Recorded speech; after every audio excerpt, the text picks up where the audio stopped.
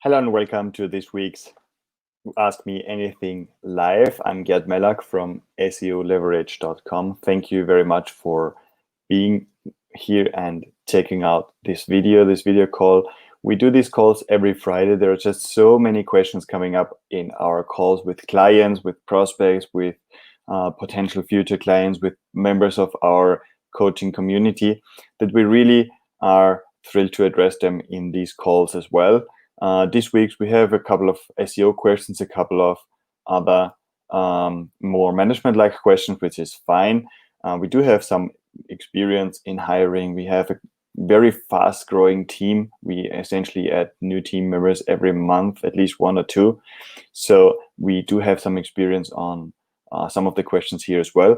So I would say let's jump directly in. Just for your information, we do this every single Friday at 10 a.m. Central European time. Do the math, see if you can tune in live. Otherwise, you are also going to find those on our YouTube channel. Search for SEO Leverage on YouTube, subscribe to it. You're going to find all the questions and answers there uploaded, so you can also cherry pick what you're most interested in. Let's jump to the first question directly. What are your thoughts on Monday.com? Not an SEO question, but it's very interesting because we just moved the entire SEO management to Monday.com as a project management. You might remember, if you have seen earlier calls, we used to endorse Teamwork.com, which I still think is one of the best project management systems out there. The reason why we switched to Monday.com is that Monday.com allows us to illustrate our exact processes on how we work work on the product, on a service delivery, etc., based on every single product. So every single product is different. Every single product requires a certain process. Even the training, for example, requires a certain process. And we want to make sure we can illustrate this in the project management system. So what my team did was switch to Monday.com a couple of weeks ago. And I need to say we have done the move with quite some success. We do have a very good overview now. By the time you grow, it's very different if you have 30 or 40 projects going on all the time, or you've got 4. So you definitely want to prepare your project management system for scale. The only thing, for example, that I really liked in Teamwork, not sure if Monday.com can do this, I'm not so much into it. You can define on Teamwork very specific roles, where you want to bring, for example, an external team member and only give them access to a single task or a single task list within the project, and so they can't see anything else. That's not their business, essentially. I've yet to see how we could do this on Monday.com. This was especially helpful because I would have, when I started out, for example, I would have tasks that were management tasks, which were not relevant for the team. So when do we need to invoice a client? When do we need to remind them that if they haven't paid? When do we have to check for the next payment and send them invoices, etc.? So this wasn't information relevant for the rest of the team. So I would just assign this to me or to my assistant. Right now on Monday.com, we essentially have access. Everybody knows everything. We haven't done any private boards or rules or whatever yet. I'm not sure if this works, but Monday.com is definitely a solid system. And if you're looking for a system that gives you like a very broad overview and allows you to define your process exactly and illustrate it with colors and highlight it, etc., I think Monday.com is a very solid system.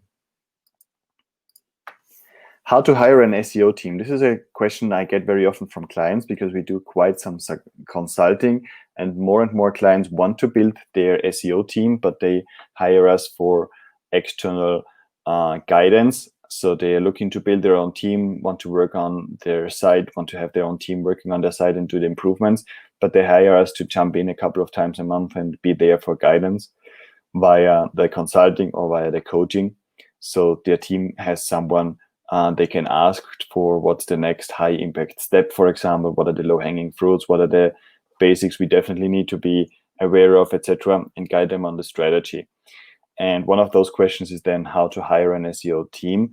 The way I do this, to be honest, I almost in all cases hire people with no previous experience in SEO. We do have a few that have been in SEO for 8, 9, 10 years. We have other team members that just started out in SEO with us. And what this allows us is to train them based on our methods, train them based on what we think works best for our clients. Because if someone has background in SEO, or they have been working with another agency, that agency might have a completely different approach. This agency might be a complete black hat business using methods we prefer not to use, etc. Not saying they are bad, it's just a different way of working. So we mostly hire people with no prior SEO experience, but then I put them through my fundamentals training, which is available within our coaching. For example, I put them through a specific training with calls with me, so I can make sure they're on the right track, they understand everything. For me, it's very important that a team member understands why we do certain things. So we don't want to have team members that just follow instructions step by step with no idea what they are doing. We want them to actually understand why it is important to place internal links, why it is important to follow up on broken backlinks. We want them to see why site structure matters. That we want them to learn why alternative text for image is not something nice to have, but absolutely essential for image search and context. We want them to understand where to find backlinks that are really going to help you rank for more keywords and how to go about this. So we have a proper training program. A very big part of it is the fundamentals training you're going to find in the coaching group. So some of our coaching members have a team and they just hand over this access so they can get this training when they start, and they get very fast up to speed. They learn the main 2-3 tools they should be aware about and learn how to create a proper site structure there. Should we get Surfer SEO? So Surfer SEO, if you don't know it, is a content optimization tool and a SERPs analysis tool. So it helps you analyze the top ranking results and create content based on what Google apparently wants to rank based on the top results. This is a very good practice. We have been doing this for years. We have been doing this completely manually years ago, where we analyzed, took notes, searched about the length of an article, which topics they mentioned, etc., and then handed this information over to a writer. Surfer SEO, for example, is a great tool. If you can get it, definitely do so, because you're going to be able to optimize your content based on what's ranking already. So it's a difference if you write content just for the sake of having it there because you think it's probably interesting for your target audience, or you write content based on existing keyword researches, search volumes, and want to create a piece of content Google really wants to rank just because it matches exactly what users want. And the only real way to go about this is using a tool like Surfer SEO, for example, where you can optimize an existing piece of content based on what's ranking.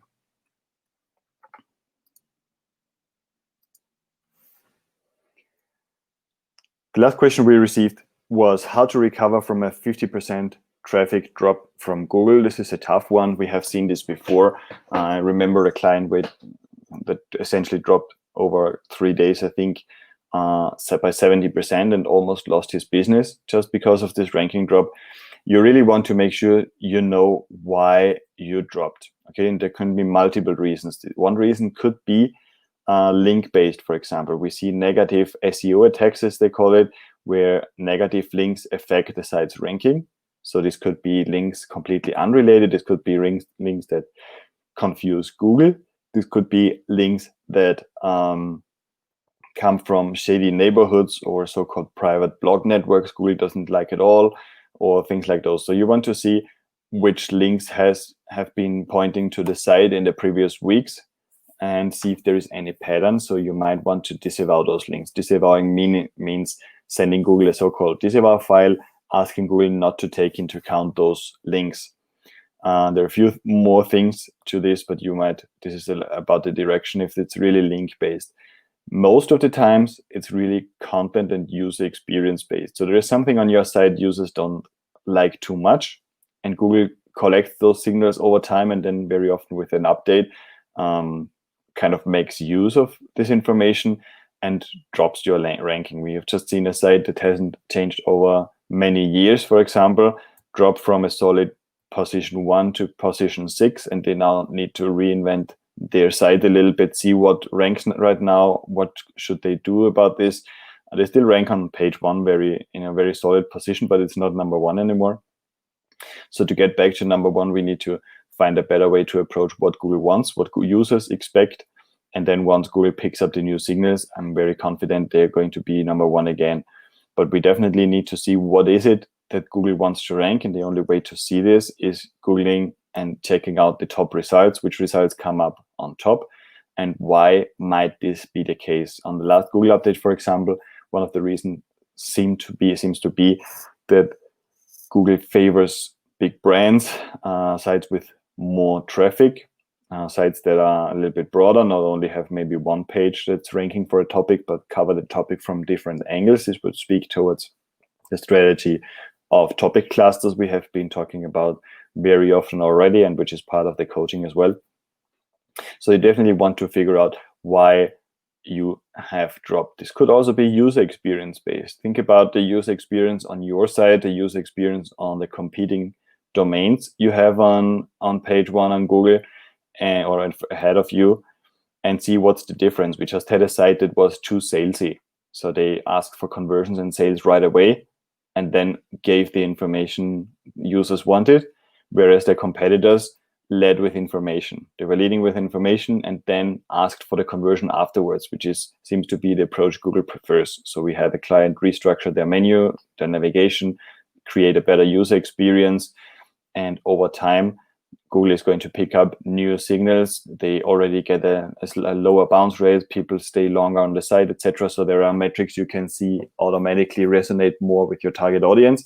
And then over time, Google sees that more and more pages they start to rank, get better signals. You're going to get better rankings. So it could be link-based, content-based, and user experience-based. It's essentially part of user experience is site load time. So don't forget about performance optimization.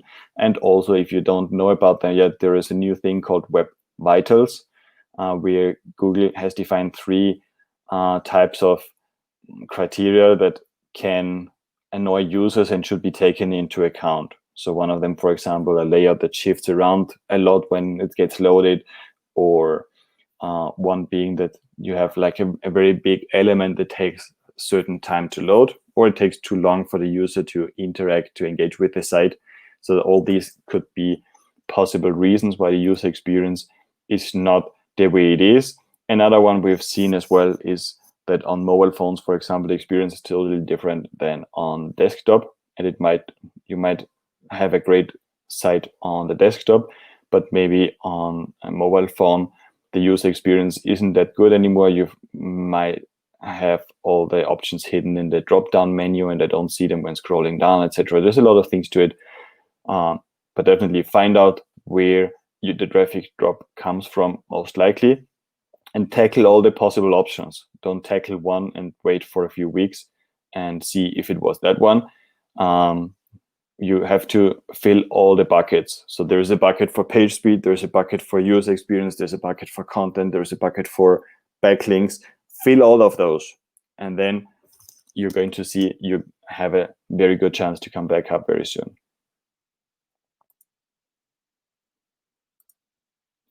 There are no further comments. I would say we come to an end. It's a quick one today. Wanted to point you to the coaching program we have. We're giving great value. We're helping more and more sites getting the information they need specifically for this site. This is not only a lot of training that's in there, and about to add another training, but this is also a private chat and a forum where I'm in every day answering questions specifically for your site. There is a private space where you can talk about your site's issues or ask me to check out one of your competitors and see what you could do to leverage their positive elements for your site. So definitely check out the coaching program. It's a very affordable program, and you are going to get great value for your site's growth. So thank you very much for being on this call. My name is Gert. Check out SEOleverage.com if you feel you might need some help at different stages of the journey. And definitely reach out to me. You can write an email to support@SEOleverage.com, where my team and I are in every day answering questions as well. So definitely looking forward to hearing from you. Have a great day and a great weekend. Bye.